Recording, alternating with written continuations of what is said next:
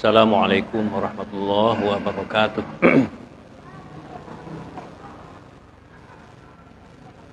Alhamdulillahi rabbil alamin. Wassalatu wassalamu ala asyrafil anbiya'i wal mursalin wa ala alihi wa sahbihi ajma'in. A'udzu billahi minasy syaithanir rajim. Bismillahirrahmanirrahim. Inna a'tainakal kautsar fasalli lirabbika wanhar. Inna syani'aka huwal abtar. Sesungguhnya kami telah menganugerahimu nikmat yang banyak. Karena itu tunaikanlah solat karena Tuhanmu dan sembelihlah kurban. Sesungguhnya orang yang membencimu lah yang terputus. Surat Al-Quran, surat Al-Kautsar, ayat 1, 2, dan 3. Bapak-bapak, ibu-ibu, pengurus Masjid Agung Al-Muhsinin yang berhadir, yang sama-sama kita hormati, angku-angku, nenek mama, alim ulama, para tokoh pemuka masyarakat, kaum muslimin dan muslimat, hadirin dan hadirat yang dimuliakan. Terlebih dahulu marilah kita sama-sama bersyukur kepada Allah atas segala nikmat yang telah dilimpahkannya kepada kita bersama. Nikmat yang sedang kita rasakan, yang sedang kita alami, banyak sekali. Jangan teringat setelah lewat. Ingat ketika nikmat masih ada, nikmati dan syukuri. Manfaatkan semaksimal mungkin. Ibu, bapak yang berhadir, ketika imam kita memberi aba-aba menjelang salat jemaah dimulai,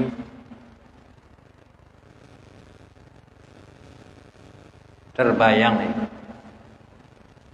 suasana heboh-heboh COVID-19 dulu itu. Kalau sekarang aman. Istawu wa'tadilu wa la takhtalifu.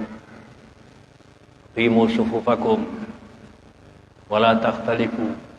Wasuddul khalal. Tidak ada masalah. Luruskan, rapatkan, rapikan saf.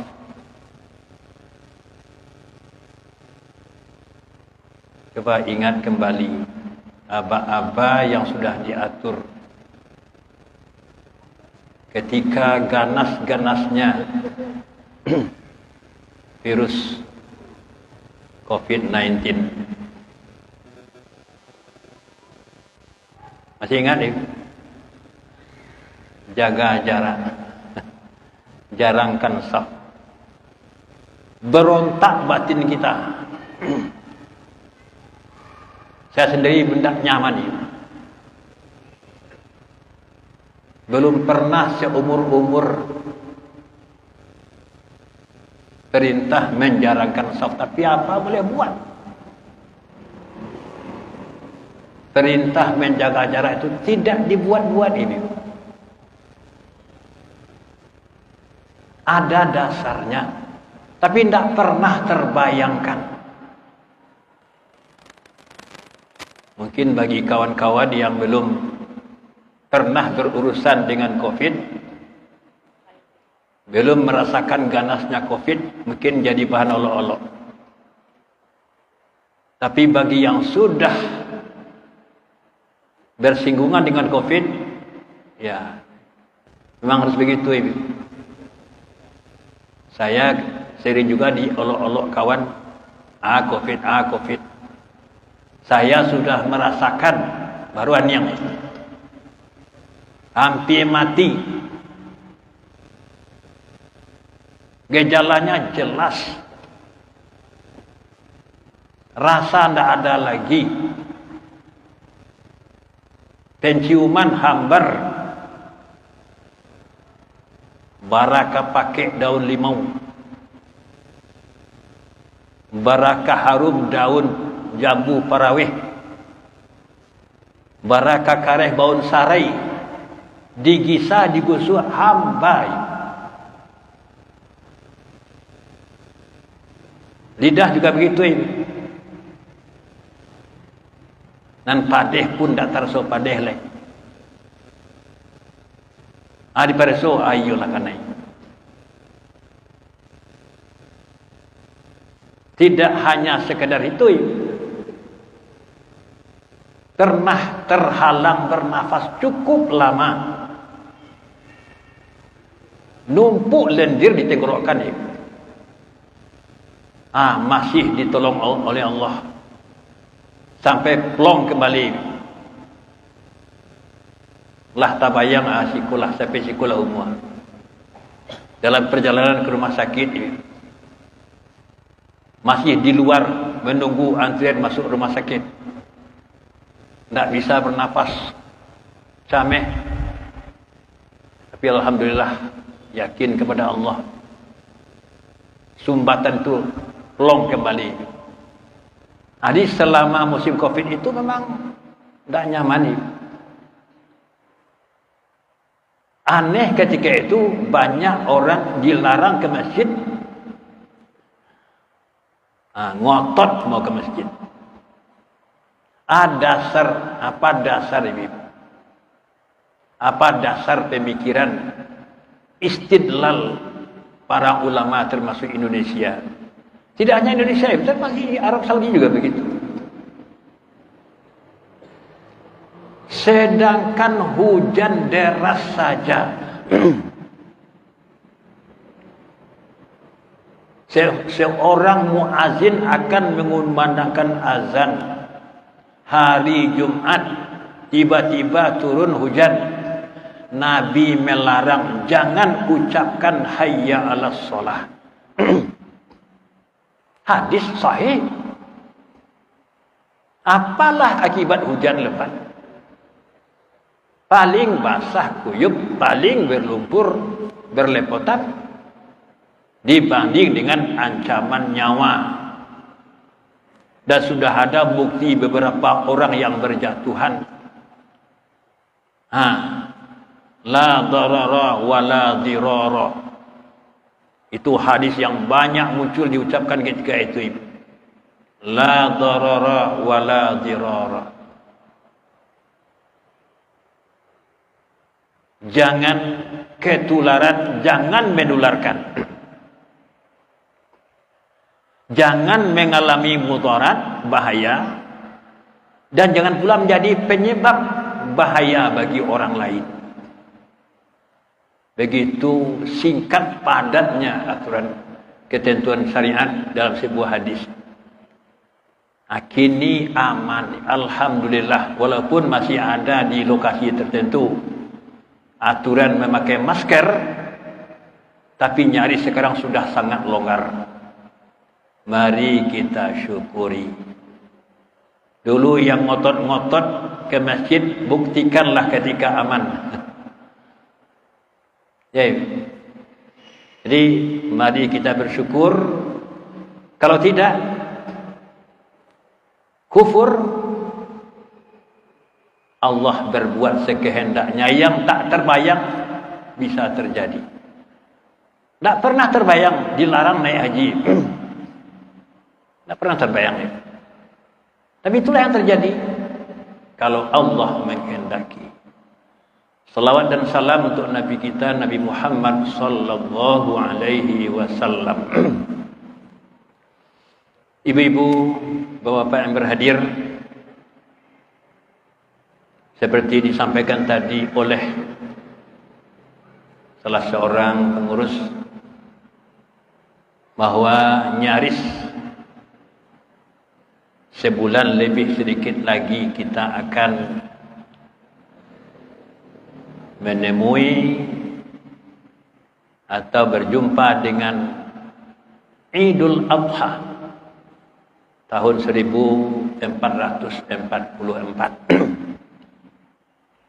atau Idul Adha tahun 2023 Masehi. Maka ibadah-ibadah khusus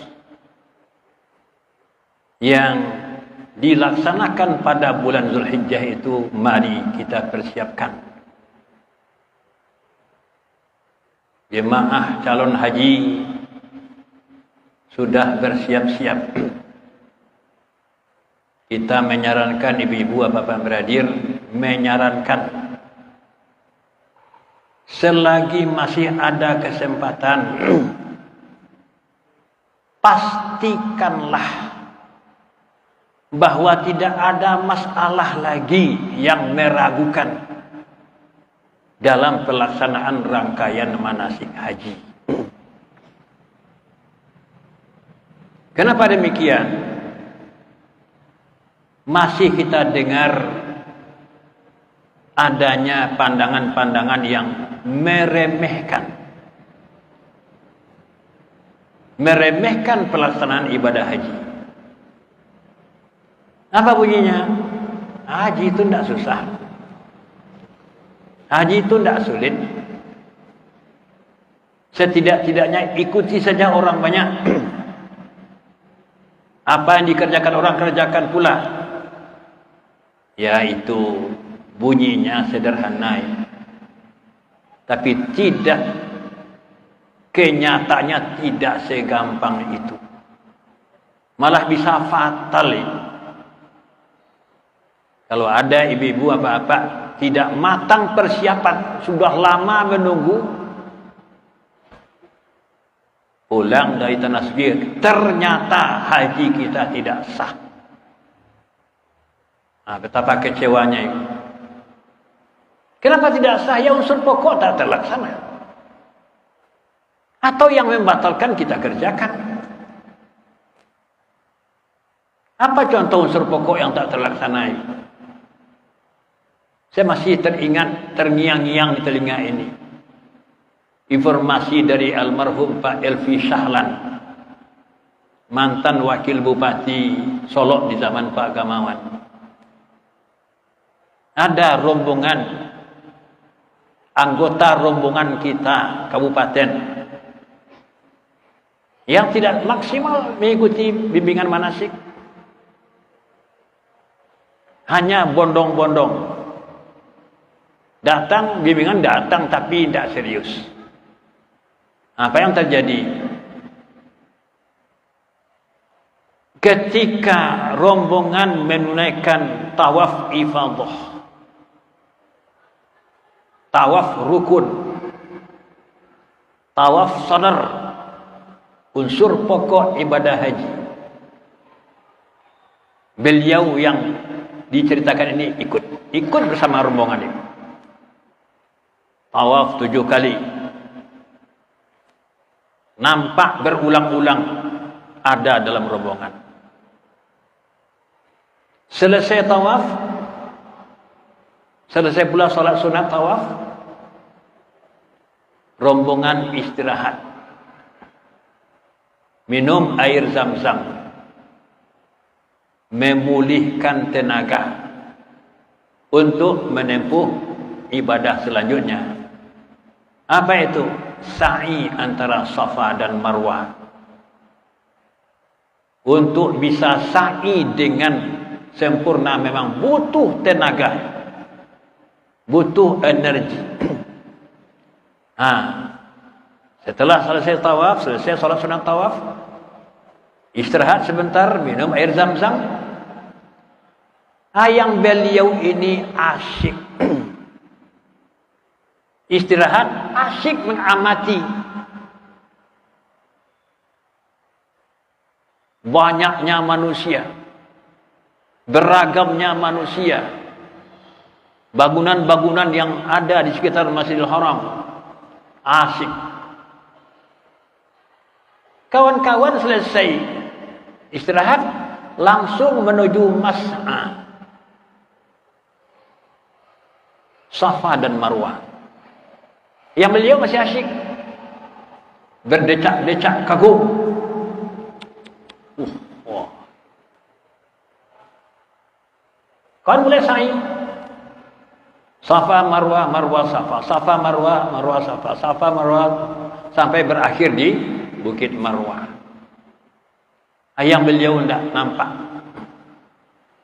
7 kali bolak-balik tidak nampak beliau. Sampai berakhir di Bukit Marwah, bercukur atau bergunting, lalu pulang ke pondokan atau hotel masing-masing. Ketika rombongan kloter tadi sudah bersiap-siap hendak pulang ke Sumatera Barat, naik ke pesawat, ngomong-ngomong di atas pesawat baru terungkap. Angku ketika rombongan kita tawaf dari Mina, selesai mabit, ketika selesai mabit di Mina menuju Masjidil Haram, tawaf ifadah, angku lain nampak di kami. 7 putaran nampak adu angku. Setelah tawaf kita kan istirahat, minum air zam-zam. Di samping ada sunnahnya, ada sehatnya, ada energinya, nambah tenaga. Alah tiba di Marwah, Safa Marwah, 7 kali bolak-balik, tak nampak angku di kami dah. Lain satu angku sa'i. Di mana posisi angku selesai tawaf ifadah? Baru tapan naik. Dan satu angku sa'i, tidak. Ya asyik macam dia. Di sekolah selesai. Ikut orang banyak. Tak tahu bahawa sa'i itu termasuk unsur pokok. Paling tidak itu rukun menurut beberapa mazhab. Allah Ta'ala ke mengalif. Kok lain masih di bawah? Alun kabarangke, bisa dikajian dia. Ikulah dia di pesawat. Itu risiko meremehkan ilmu pengetahuan bimbingan manasik haji. Kasus lain, ketika masuk tanah haram, sampai di miqat Bi'r Ali atau Abyar Ali atau Muzdalifah, seluruh anggota jemaah calon haji start ihram, mulai ihram di miqat Zulhulaifah atau Bir Ali atau Abyar Ali. Orang Makkah, orang Madinah menyebut Abyar Ali, orang Indonesia menyebut Bir Ali. Tapi di dalam sejarah, buku-buku, kitab-kitab fikih, namanya Zulhulaifah. Bagi yang bertolak dari Madinah, miqatnya adalah Zulhulaifah. Di miqat mulai ihram. Kalau tidak ikut bimbingan manasik haji, ikut saja orang banyak, ya orang ihram, awak ihram. Tapi ihram apa itu? Kalau salah pasang, bisa akibatnya fatal. Jemaah haji Indonesia dan lain-lain yang bukan penduduk Makkah disebutkan dalam Al-Quran surat Al-Baqarah 196, Dzalika liman lam yakun ahluhu hadiril masjidil haram.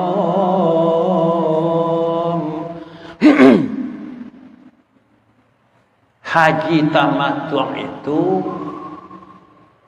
hanya dilaksanakan oleh jemaah haji yang bukan penduduk Makkah atau tanah haram.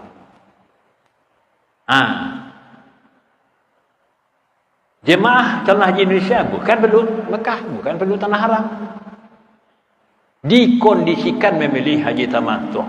Kalau haji tamattu', ihram masuk Makkah itu adalah ihram untuk umrah. Dan itu dilafazkan, diikrarkan dalam ucapan ihlal namanya. Di talbiyah pertama itu istilahnya ihlal. Labbaika umratan atau labbaika bi umratin atau labbaika Allahumma umratan atau labbaika Allahumma bi umratin. Dalam kitab Fiqhus Sunnah 4 model ihlal itu boleh pilih. Ini boleh labbaika umratan, labbaika bi umratin, itu yang paling pendek. Atau labbaika Allahumma umratan, labbaika Allahumma bi umratin. Apa artinya? Ini aku datang ya Allah memenuhi panggilanmu, ihram untuk umrah. Aku datang memenuhi panggilanmu, ihram untuk umrah. Bagi yang tidak serius mengikuti bimbingan manasik haji, dia sangka sudah haji, dia niatkan untuk haji, para dia baru masuk Makkah, labbaika hajjan, dah fikir zaim. Atau labbaika bihajjin, labbaika Allahumma hajjan, labbaika Allahumma bihajjin. Malah kadang-kadang lafadznya itu pun salah pula bacanya. Tapi yang penting di sini start ihram diniatkan untuk haji. Apa risikonya? Resikonya hajinya haji ifrad. Apa konsekuensi haji ifrad? Tidak boleh tahallul sebelum tanggal 10 Zulhijjah. Kita ulangi. Kalau ihramnya diniatkan untuk haji, labbaika hajjan atau labbaika bihajjin, labbaika Allahumma hajjan, labbaika Allahumma bihajjin, diniatkan ihramnya untuk haji, resikonya tidak boleh tahallul, melepaskan diri dari ihram sebelum tanggal 10 Zulhijjah. Kalau tahallul berarti sebuah pelanggaran. Pelanggaran. Kenapa demikian? Ya itulah. Kalau haji ifrad, niatnya ihram untuk haji, baru boleh tahallul 10 Zulhijjah.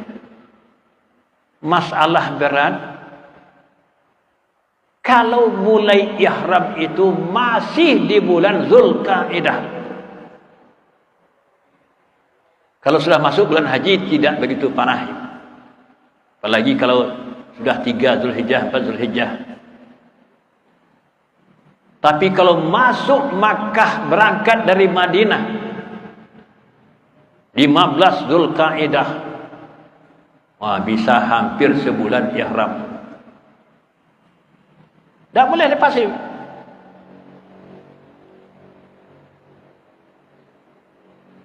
Terutama bagi bapak-bapak, ihram itu berat. Berat melihara, jangan terlanggar pantangannya.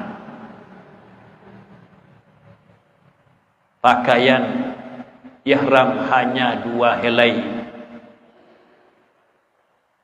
izar dan rida, selempang dan sarung, kain 4 persegi panjang, tidak ada yang lain-lain. Kalau ibu-ibu tak masalah. Ibu-ibu mau pakai jaket, mau pakai kaos kaki, mau pakai, tak apa-apa. Yang penting selama ihram jangan tutup muka, jangan pula pakai sarung tangan, walaupun separuh-separuh. Ini kepentingan bisnis. Banyak ibu-ibu kita disuruh beli sarung tangan ihram. Apa sarung tangan ihram? Yah, bagian belakang tutup, bagian depan terbuka. Ini tandanya tidak mengerti bahasa Arab. Kenapa demikian?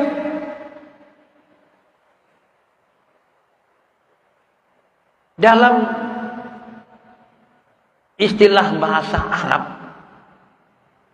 pergelangan tangan ke depan ini, muka belakang, itu disebut kaf.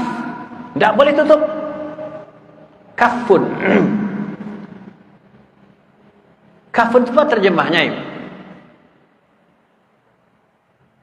Kita terjemahkan telapak tangan. Jadi setelah terjemah muncul masalah. Apa yang terbayang oleh jemaah haji kita, terutama ibu-ibu, yang telapak tangan itu yang depan saja. Nah, ini yang tidak boleh tutup, ini mesti tutup. Nah, ada itu. Dua-duanya telapak tangan, termasuk untuk salat. Ini punggung telapak tangan, ini perut telapak tangan, tidak aurat. Nah, anak-anak kita dengan alasan hijrah, dengan alasan taat kepada Allah, Islam kafah, cuma tamat SMA, tamat SMK, ikuti kajian Islam, pakai busana muslimah. Wah, ini tutup, ini terbuka. Nah, ini main-main. Kenapa ini tutup? Ini aurat. Yang terbuka boleh telapak tangan. Ini juga telapak tangan, juga punggungnya. Ini perutnya. Itulah perlunya belajar bahasa Arab. Nah, ini ibu-ibu bapak berhadir. Jadi bagi bapak-bapak menjaga pantangan ihram selama 20 hari, 15 hari itu berat sekali. Menambah dosa banyak. Kenapa demikian? Ya dengan pakaian 2 helai. Serba salah, nampal yang aman, cik tagak. Di bapak-bapak dengan pakaian ihram yang paling aman posisi berdiri tegak lurus ya. Tapi duduk mencangkung berbahaya. Berdosa orang. Tidur apalagi. Kalau tidur dia awak sama awak saja. Tapi kalau tidur terlihat pula oleh ibu-ibu, kakiku lasak loh, naik sabalah. Lah, tak pakai orang itu. Itu resiko. Berlama-lama ihram. Dengan haji tamattu, ihram hanya sebentar. Mana sebentar? Masuk Makkah, niatnya umrah, ihram paling 10 jam selesai. Atau paling lama 12 jam kalau ada kendala di jalan. Selesai umrah, ya tunggulah hari haji. Berapa lama menunggu? Bisa seminggu, bisa 10 hari, bisa 15 hari. Tidak terikat dengan ihram. Tidak ada pantang selama yang kita kerjakan itu tidak dilarang agama, boleh. Termasuk hubungan suami istri. Awak pergi haji, Pak. Tapi haji tamattu'. Masuk Makkah, ihram untuk umrah. Selesai umrah, lalu di hotel. Suami istri, hubungan suami istri tidak ada masalah. Itu para sahabat menceritakan setelah kami tahallul dari umrah, ya kami pun melaksanakan tugas seorang suami terhadap istri. Tidak ada masalah. Itu pengakuan sahabat Nabi. Tapi kalau hajinya haji ifrat, jangankan melakukan hubungan suami istri, bercanda saja. Tapi arah birahi rusak ihram, rusak haji. Jadi ini apa niat ihram? Ya, bagi jemaah yang bukan penduduk tanah haram masuk Makkah, yang paling aman niatnya ihram untuk umrah. Di berapa kali ihram? 2 kali. Ihram umrah dan ihram haji. Kalau umrahnya 1 kali, ikut sunnah Nabi. Ingat apa Pak Ibu Hadir? Sunnah Nabi tidak pernah ketemu dalam riwayat Nabi masuk Makkah ihram berulang-ulang, tidak ada itu. Tapi selera jemaah kita luar biasa. Bisa umrah 5 kali, 6 kali, 10 kali. Kenapa? Ya, kesempatan. Kapan lagi? Tambah lagi umrah untuk ayah, umrah untuk ibu, umrah untuk kakek. Nah, itu semangat bagi ibu-ibu, tapi tidak ada contoh dari Rasulullah sallallahu alaihi wasallam. Jadi bagi ibu-ibu apa-apa yang kebetulan dapat kesempatan naik haji tahun ini, masih ada waktu, pastikanlah tidak ada lagi yang ragu-ragu. Saya telah buktikan, Pak, jemaah kita di kota Solo beberapa tahun yang lalu. Tanyalah ibu-ibu bapak yang ragu-ragu, jangan bawa ragu itu ke Mekah. Tidak ada yang bertanya. Bukan kalau saya bertanya, silakan. Saya tanyain jemaah yang mau berangkat. Ibu-ibu bapak-bapak, 40 hari biasanya terpakai sejak dari berangkat sampai kembali 40 hari. Coba sebutkan salah satu ibadah yang masuk dalam rangkaian ibadah haji. Saya tanya kepada jemaah, tapi tidak di masjid ini, di masjid lain di kota Solo. Coba sebutkan ibu-ibu apa-apa ibadah yang kita anggap penting sebagai rangkaian dari ibadah haji. Salat arba'in, astagfirullah. Itu kejadian, Pak. Yang menjawab itu tidak pula sembarang orang tokoh masyarakat. Masa salat arba'in? Salat arba'in tidak ada hubungannya dengan haji. Tidak ada hubungannya dengan umrah. Salat arba'in itu di Masjid Nabawi. Masjid Nabawi tidak termasuk lokasi haji.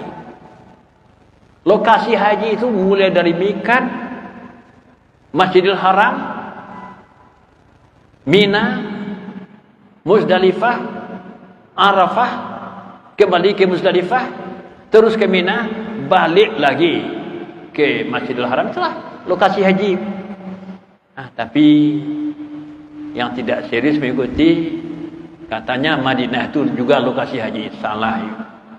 Jadi ini bagi jemaah yang belum berangkat, jangan malu bertanya dan jangan sifatnya menunggu. Jemput bola, jangan tunggu bola. Cari masalah. Jangan tunggu masalah, cari masalah, kemungkinan-kemungkinan. Termasuk bagi ibu-ibu yang masih belum menopause. Kemungkinan-kemungkinan terjadinya haid. Ya, bagaimana penyelesaiannya? Siapkan dari sekarang. Jangan nanti kebingungan mau bertanya kepada pembimbing ibadah haji. Pembimbing ibadah haji hanya 1 orang per kloter.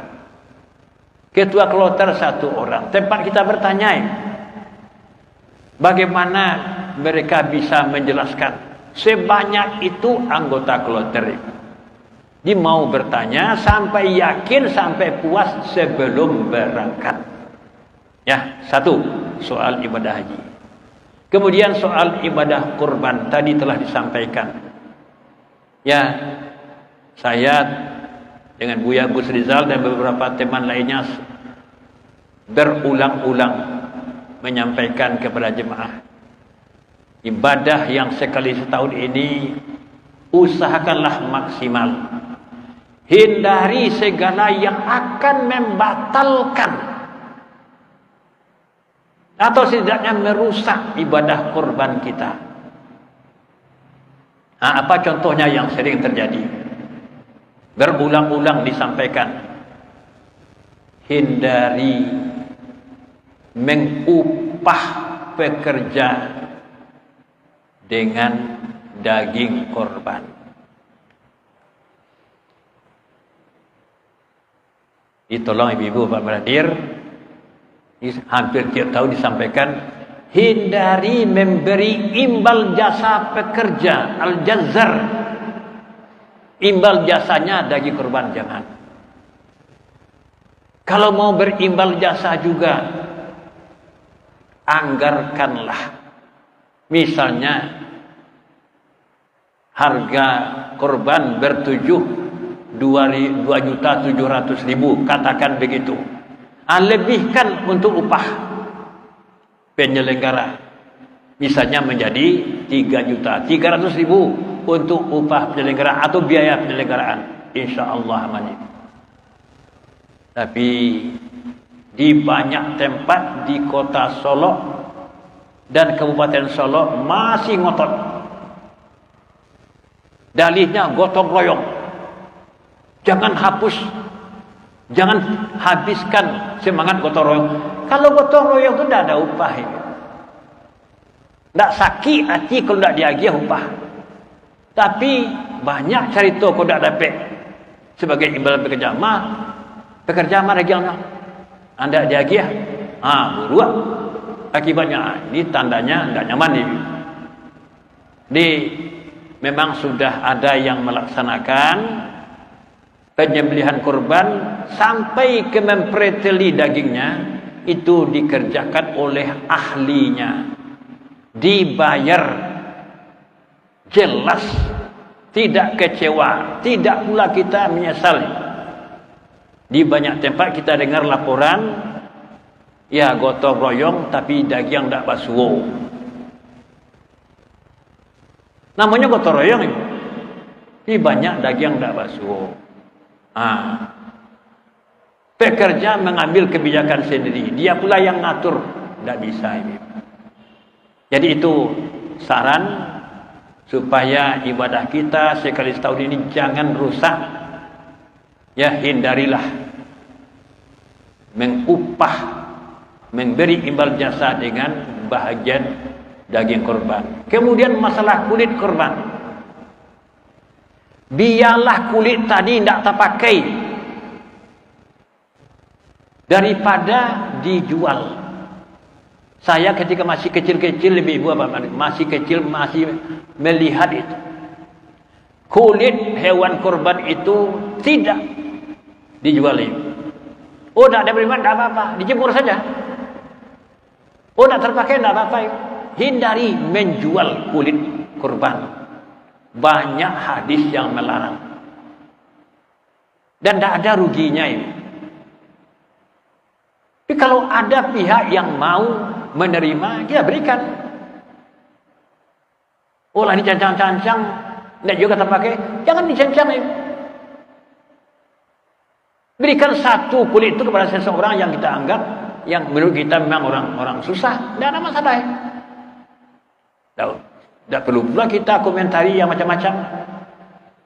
Cuma itu ada pihak-pihak yang berusaha mempertahankan, mempertahankan yang salah. Ya, itu sangat merugikan. Di yang dua macam ini kasus yang banyak terjadi, termasuk saya sendiri ya menjelaskan di beberapa tempat, termasuk yang dekat kota Solo ini banyak masyarakat. Jangan drastis Jadi ada tokoh-tokoh masyarakat minta janganlah rubah drastis. Kapan lagi, sudah puluhan tahun. Binu aja kebansuan lain. Dan itu hanya soal mau tidak mau. Jadi itu di dua hal itu. Kemudian ibu-ibu Pak Beradir, perbedaan hari raya tahun ini pas seperti Idul Fitri, lebih besar lagi peluang berbeda. Bagaimana kita harus siap? Tidak salah menyalahkan, kita hanya tinggal pilih mana yang kita anggap lebih kuat kepada yang benar. Jadi antara 28 dan 29 Juni itu insya Allah seperti Jumat dan Sabtu 21 dan 22 April yang lalu. Kenapa? Posisi hilal, posisi bulan ketika berakhir Zulkaidah, terbenam matahari sudah ada di atas ufuk, cuma hanya sedikit derajat itu. Tidak seperti Idul Fitri yang lalu, sekitar 1 derajat, dan tidak mungkin terlihat menurut teori imkanur ru'yat. Masalah apa yang muncul? Tampaknyakah yang penting atau adanya? Kata penganut hisab hakiki, penganut wujudul hilal, yang penting hilal sudah ada di atas ufuk ketika matahari terbenam di akhir bulan Zulkaidah.